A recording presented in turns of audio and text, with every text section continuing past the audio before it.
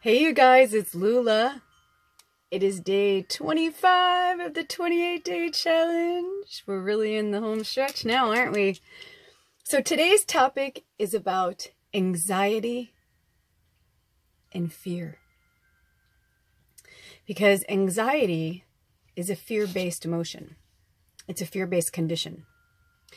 Now, because I've been on medication for depression and anxiety, because I've gone through the gamut of all these different things, I can speak freely on this subject. There's not many things that people can say to me that I wouldn't understand because I've been through it myself.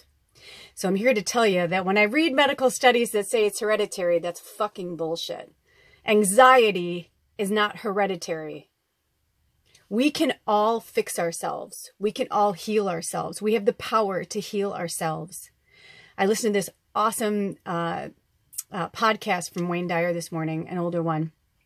And he was talking about the placebo effect and how people had asked him if he believed that crystals were healing and blah, blah, blah. And so he was talking about placebos and how, we all have the power to heal ourselves. He's like, so if you give somebody, this and say, okay, if you hold this for, blah, blah, blah, it's going to heal your arthritis. Or if you take this pill, you're not going to, have arthritis anymore. People will believe it. If they believe that they want to be healed, if they want to heal themselves, then they will. So when people say to me, my anxiety, my depression, I can't stop it, I can't change it, that's not true. Most people that suffer from anxiety, they have a horrible diet. They don't take good care of themselves. They don't sleep well. And a lot of that derives from either too much medication, whether it's, given to you by a doctor, or if you're self-medicating with alcohol or marijuana. When we self-medicate to the point that we're just drones and we're just barely staying alive, of course anxiety is going to come. Most of the people that I've worked with who have anxiety issues are also empaths.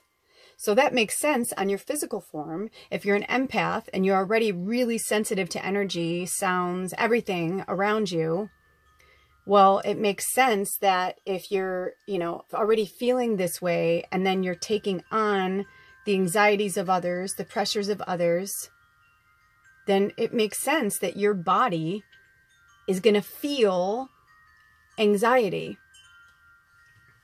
But I have to say, I'm really getting tough love on this one, because I know from my own personal experience that the only way to heal your anxiety is to heal yourself from the inside out. You have to heal yourself from the inside out. And, most of the people that I've been dealing with in the last few years that have been suffering from, debilitating anxiety, I have one client who has a really hard time leaving their home. It's because you have to do the work. And I know firsthand, when people are like, well, it's so easy for you.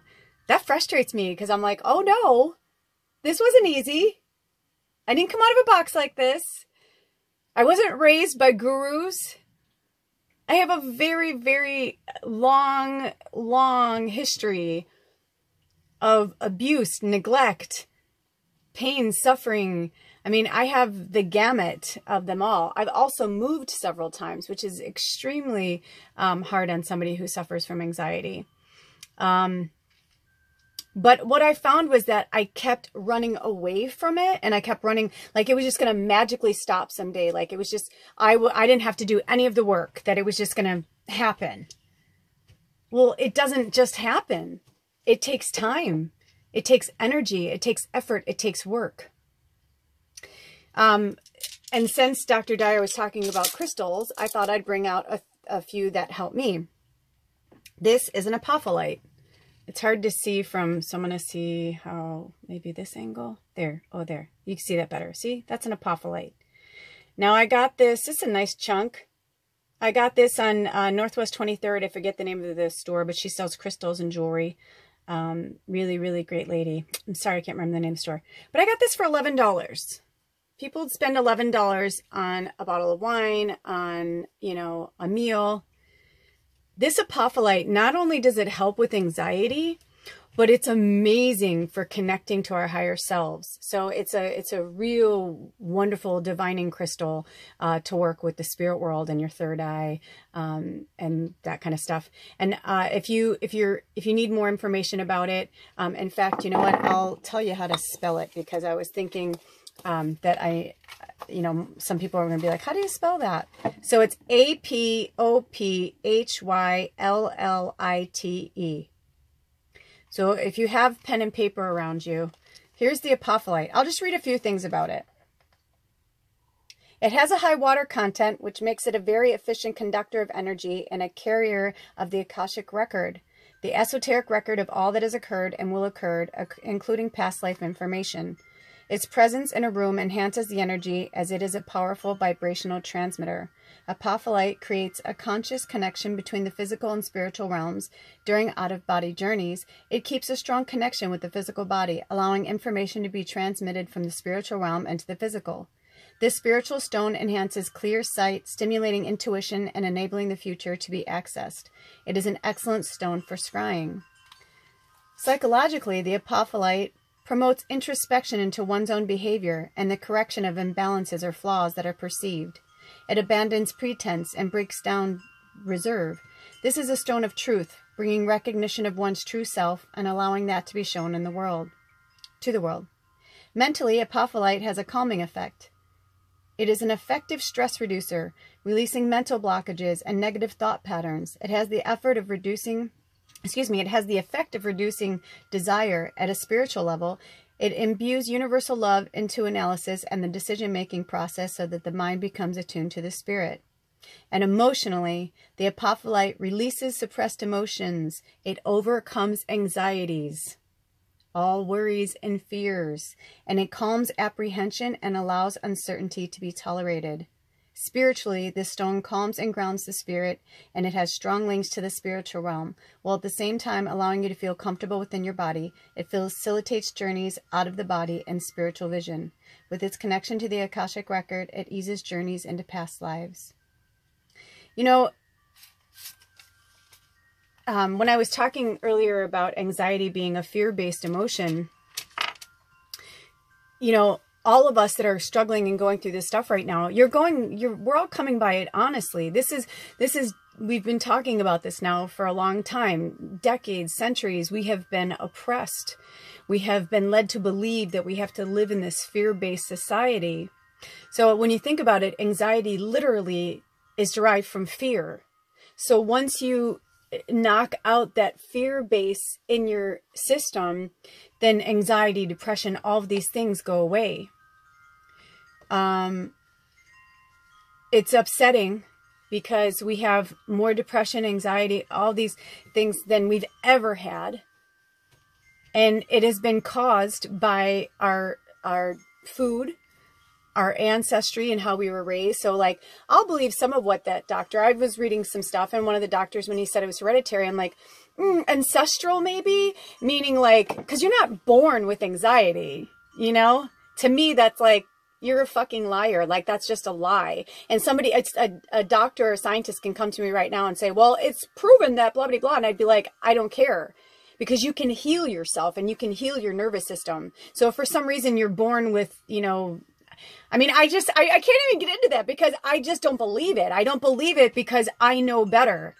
Because I was raised in a fear-based society. I was raised to believe a certain thing. I was raised with anxiety. I was raised with control. I was raised with these things, and they were forced into me, you know, by all my outside influences, my inside influences in my family, outside of my family. It's just the way that that's the way that it was, right? So we're changing all of that. So we have to change our base reality. And it's going to be uncomfortable and it's going to hurt for a little while because you're not used to taking such good care of yourself. Oh, here comes Ethan Hunt. And he's saying, your mission, should you choose to accept it, is to care and tend for your anxiety, your human body, your mind, your soul, your energy, as if you were dying. Or even better, he says, if you were caring for someone else. Think of an animal, friend, whatever, lover, family member, whatever. Think of an entity that you love so much that you would do everything in your power to save their life. If that meant you had to eat healthy because they had to eat healthy. If that meant that you had to walk because that would make them feel, you know what I mean? Do you see where I'm going with this? All of these things I've been talking about over the last few weeks, every single episode has a different topic, but it's all really underlying talking about the same thing. What I'm here to do, what I'm trying to help you do, is shift your consciousness. And it will take time. And I was watching, last night Ed and I were falling asleep watching this Deepak Chopra episode. It was really, really fascinating. And he was talking about the trillions and trillions of life forms, life sources, you know, different galaxies and all these different places. And it really just got me thinking about how none of this exists, but it does.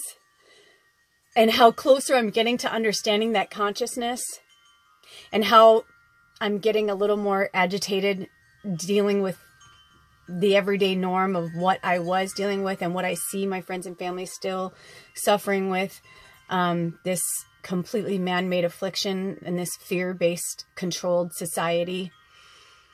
So, I'm hearing, let's take a breather. Okay, let's take a breather and light something. What do we want? What do we want? We've got cedar. We've got, let's see. Ooh, here's a little sage. You know what's funny? I've never been a really big sage person, but lately I've been really into sage. Must mean something. Just light a little sage. And I'm also going to light a little cedar because they all have their different effects on each of us. The cedar for real has a lot of good energy. Just clears away all the negative blocks and stuff. So I know some of you are watching this and, you know, you may be saying, but I don't know where to start. I don't know what to do. Yes, you do. You start by meditating. You start by getting quiet. You start by listening to your body. If you eat something and it makes you sick, that's your body telling you it doesn't want it. It's rejecting it, okay? I mean, I had gotten to the point that even though I quit drinking, like on a regular basis, after like 3 or 4 months, I was like, oh, I can have a little bit. And I literally started to throw up blood when I would drink. And then I found out I had pancreatitis and all that. And because I was on the brink of death, and because I've brought myself, not just myself, thank you, many, many healers, many people prayed for me, all of us healed me. It's the same for you. You can heal yourself, but you have to start with you. No one can heal you but you. And you could take these placebos and you can take these drugs and these I have one of my clients, one of my students, she's amazing. I have watched her over the last year go from thinking she was mentally ill most of her life and being on medications and in and out of mental institutions to now she's completely off of her meds. She's functioning. She's awake. She is now realizing that these angels and these archangels that she's been talking to and seeing her whole life, she's not crazy. But she just needed someone to believe in her. I told her, I'm like, if you come to me or I find you or however we come together, it's not an accident. That's why I'm always so humbled by it. Because I'm like, thank you for allowing me to help you through your process. Because I had so many, I can list so many people who have helped me on this journey and still continue to aid me and assist me when I need it. But we are all here to help each other. You're not alone. So reach out. Ask somebody, can you pray for me? Can you light a candle for me? Sure. Absolutely. Because no man is an island. No woman, no human is an island. We need each other. And another thing that happens with anxiety is I see a lot of people where they are alone all the time. It's like they get up, they go to work, they come home, they're alone. They get up, they, go to work, they come back, they're alone. And they just get through it. They're just getting through it, but they're not even enjoying life. They're surviving. They're not living. But what happens is when you keep pulling yourself away from people, again, personal experience, what does that do? It brings on more isolation and more anxiety because you don't even know yourself. You're just used to being in your own little world, existing in your own little world but you're not actually healing the parts of you or letting go of the parts of you that no longer serve you so that you can actually be in the world. You know, I lived in cities most of my life. I loved it. I mean, everybody knows, oh, she's a city girl. She's a city girl. I mean, I was always known for being a city girl. And now it's funny because I'm out in the country and I'm like, oh my gosh, I can't believe I was a city girl that long. And it's because I was so social. But I was really social when I was high. Either drunk or stoned or both. And now it's my medicine. Like, I love to, like, have my ritual with my marijuana, my cannabis. I have a hard time calling it marijuana ever since I found out the government called it that. So it is a plant, so cannabis. But I have a completely different relationship with it now, you know? And sometimes when I want to get really drunk and I just want to disappear and whatever, yeah, I'll smoke a lot of weed and just like, you know, go cry, or I'll go sit with spirit and cry or whatever, you know, do what works for you. But I'm just saying, like, you know, last night I said to Edward, I go, you know, I think eventually I'll be able to drink again. And I said, do you think we'd ever be able to have a bottle of wine together or something like that? And he was like, no. And I said, what if we're like 80? We're like going for a walk and we're like holding hands. And I'm like, what if we're like 80? And he goes, no. He's like, and then he was explaining alcoholism and what it does to him. And it was so beautiful and it was so amazing that he was like, no, I can't have that. It was really powerful. And it's the same for me. Like, even if I had alcohol here, I wouldn't drink it, at least not now, because I know for me right now, this is where I'm at, and that's not part of my program. My body is allergic to it. However, I have had organic wine and didn't get sick from it. I had a little bit.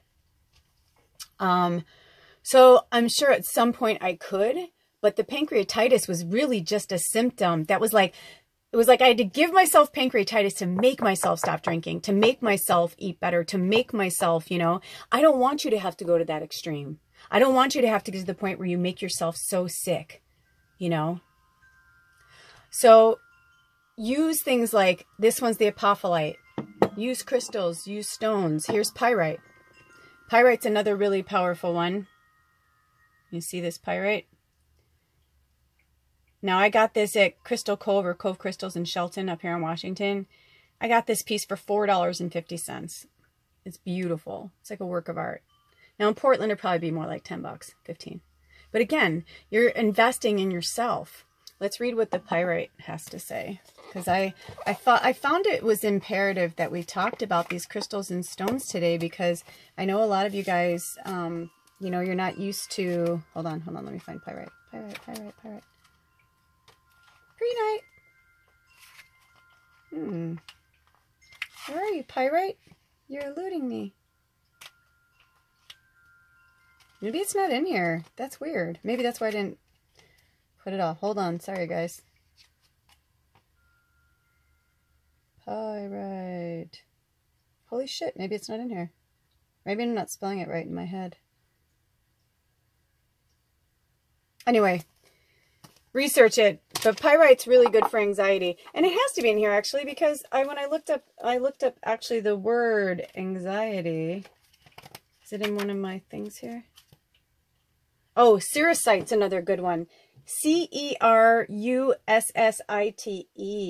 It's a grounding stone that assists in feeling comfortable in the environment. It's really helpful for people who feel that the earth is not their natural home, as it ameliorates homesickness and makes the soul feel at home wherever it finds itself. Cerussite. Here's what it looks like. You guys see that? So look up that stone. That's interesting. All right. Another one was kunzite. Kunzite's another one for anxiety. Kunzite. All right. Huh, that's weird. Sorry about that, you guys. Anxiety, 9099. Oh, blue calcite. Since I can't find pyrite, you'll have to look it up yourself, but I'm pretty sure it's P-Y-R-I-T-E, pyrite. Research it. Here is blue calcite. Blue calcite. Blue calcite is a gentle stone for recuperation and relaxation. It lowers blood pressure and dissolves pain on all levels, gently soothing the nerves and lifting anxieties. It releases negative emotions. Used on the throat chakra, it aids clear communication, especially where there is dissent. Blue calcite Blue calcite can absorb energy, filter it, and return it to benefit the sender. So that's a good one. I love all the calcites, actually. They're all good with energy and mental clarity. Yeah. So these are the ones I want you to focus on. Let's see if apophyllite, pyrite. Put it into focus. By the way, pyrite's also called fool's gold, and blue calcite. Let's see if we can get it into focus. Okay. Kind of reminds me of andrite a little bit, which they call the angel crystal. And having protective stones, like this labradorite. Look at this beautiful labradorite. Or jet. Jet is petrified wood. Having protective stones, and you can get a smaller version of labradorite. You can keep it. My friend likes to put things, she lines her bra with crystals and stones, keeps them in her pockets. This isn't woo-woo. This is real shit. It actually comes from the planet, and there's reasons for it. We've just been told to believe a certain mentality for a really long time. And I'm getting very sad about watching so many people I know completely live their lives on this fear-based anxiety. Well, I can't do this because of my anxiety, and I can't go here because of my anxiety, or I have to live here because of my anxiety. And when a lot of it could be remedied on their own. And, you know, Cher, I used to love it back in the 80s. I mean, I've always been a Cher fan as far as I can remember, but I remember I really, really idolized her in the 80s. And most of the reason why I idolized her was because she, number one, said it like it was. Oh, thank you, Jesus. I just got a really cool sign from Jesus. Talk from the heart. But she used to, she, you know, would be kind of half dressed, and people would be like, man, you look amazing. You look amazing. You look amazing. And she used to say, it's because I work out and I eat good and I take good care of myself. And her slogan was on her perfume, if it came out of a bottle, everybody would look like this. Well, it's the same thought process for all these disorders.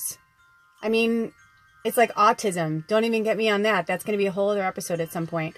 What I'd really like to do is do an autism episode with children who are supposedly have autism. That is an episode that I'm going to really strive to produce, because I'm completely convinced that they are just light beings having their first human experience, or they chose to be in a body that they aren't connecting with. I have so much thought basis on that.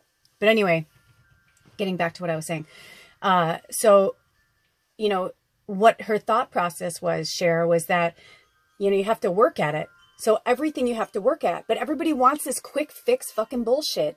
That's why the diet industry and the fashion, or excuse me, the beauty industry is like billions and billions and billions of dollars, because they're like, you know, here, put on this lip balm and you'll have the softest lips on the planet. Look at my lips. You know, and people are like, I want it. Another thing that's hard with anxiety is that, you know, people, they go home, they put on their computer and they're going through social media, or they put on their TV and they're flipping through and they're trying to compare themselves. And why can't I be this? Why can't I be that? And there's so much smoke and mirrors with that shit too.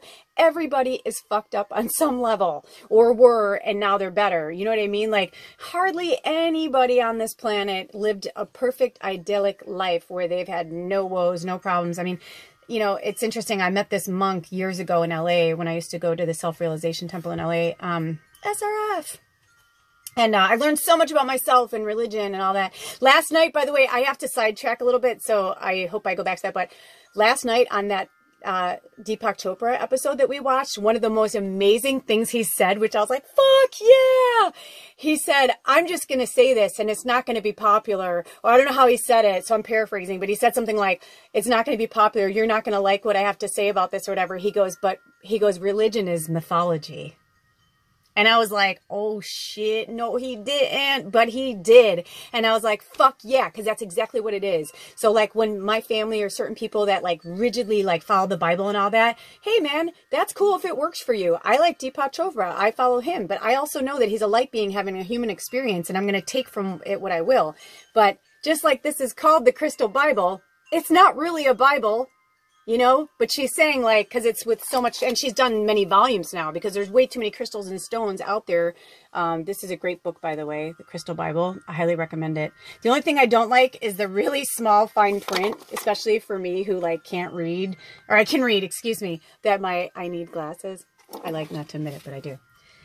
But you know what I mean? It's like, it's true. Religion is a mythology. There are many, many thought processes of what are going on in the universe. Even our planet is just a drop in the bucket. There's so much happening outside of this planet. If only I could put everybody in my brain. And I don't even know a fraction of it either, you know? So it's going to take time. It all takes time. But you have to start. You have to start now. No more caffeine. What do you think caffeine does? Caffeine is like, So if you're already feeling jittery, don't ingest things into your body. Sugars, especially refined sugars. It's like, I feel great. I feel great. Oh, I feel horrible. It's another episode I'm going to do about food and its effect on us. You know, and it's about finding the balance. I still eat. I love my chocolate. So I just, you know, I find things like today, look at my cute little owl. You know, like I have my little cacao nibs in here. And when I'm like wanting a chocolate fix, you know, it's like, I just like take little cacao nibs and get my chocolate fix. But it's full, it's organic, chock full of antioxidants and wonderful, you know, minerals. I guess minerals are, you know what I'm saying? I don't know everything. You know, that is good for my body. Almonds, grounding from the earth. You know? We have to eat well for our body. In this fast food society, everything's fast. Like a few episodes ago, when I was talking about how many coffee trucks there are and how readily coffee is available, how so many people were so fucking excited for the relaunch of the pumpkin spice latte today at Starbucks. I mean, like it's a fucking holiday. It's crazy. I'm not saying not have it. Once a week, once every, you know, few weeks, once a month or something, but you have to think of it as a treat. I mean, it's overwhelming to me, the things that people think they need to survive. You don't need that. You've trained yourself to believe that. You've trained your body to believe that, and your body does react to it. But just like anything else, you need a week to, like, you know, get off of it. When I was going through my stuff, when I was going through my pancreatitis, when I got out and I was like petrified to eat anything, it was a hit and miss. It was trial and error, and it was not easy, but I did it. And let me tell you something, after 2 weeks, I felt like $1 million fucking dollars. I'll be honest. I lived like that for almost a year. And over the last, like, I'd say 6 to 8 months, I've been slowly like integrating other foods. Like I couldn't even eat these two things a year ago. The cacao nibs, but the almonds, no, I was still getting sick. My stomach couldn't digest them very well. So, and I learned about enzymes and taking supplements. Papaya enzymes really helped me. But now I don't even have to take the enzymes as much as I used to because I've helped my body. I broke my cells all the way down. I had to break myself all the way down. And again, I don't know if you need to do that because you're not working with spirit every day like I am. So I needed to because my human body needed to get well so that I can hold all this energy all the time. So anyway, I'm rambling on. It's getting way too long. But I really, this is a sensitive subject for a lot of people and myself included. And yesterday I wanted to say, oh, I'm going to do a 2-part, indecisiveness and anxiety, because I think they really go hand in hand and then they feed off of each other, right? Which tomorrow, I may do this, we'll see, but compulsiveness, I mean, it's another part of that, right? It's another fraction of that. It's like when you're indecisive, you don't know, then you compulsively do something. But all of this boils down to grounding. You have to get grounded. You have to ground yourself. The anxiety, the depression, all these made up afflictions are just from you not taking care of yourself. It's from you not being grounded. It's for you not being in touch with nature. And you know, the accountability factor has to come into it because, to be fair, I'm also getting really frustrated with a lot of people that are not taking accountability. Like as if, you know, their stuff is somebody else needs to heal their problems. It's your fucking responsibility. You are accountable for your health. You are accountable for your mental being. Now, I get that if you're at the lowest point ever and you're like, I just don't know what to do, you know, I've been there too. But then you need to seek help. You need to find someone to talk to, whether it's a spiritual guidance counselor, you know, like myself. Like, you know, I have a lot of people who used to, you know, go see a psychiatrist, and not for flowers myself, but they're like, gosh, after 2 sessions with you, they're like, I've spent, my one client, she's like, she figured out like she probably, between her family and herself, have probably spent like maybe $50,000 in her lifetime with doctors. And she's like, and after 2 sessions with you, she's like, I'm right as rain, like, you know, so, because all I'm there to do is just to help wake you up and remind you who you are and remind you that you have the power to heal yourself. That's all I have to say. I love you guys. Have a blessed day. No fear. Change your fear-based words to concern. I keep pushing this one because it's really important. If you're like, I'm worried, say, I'm concerned. If you say, I'm frightened, say, I'm concerned. Any type of fear-based word, use concern. I promise you, changing your mind, changing your mindset, changing your way of life, changing your diet, all of these things will take away that anxiety. I promise you. I'm living proof that it's true. I love you. Have a blessed day.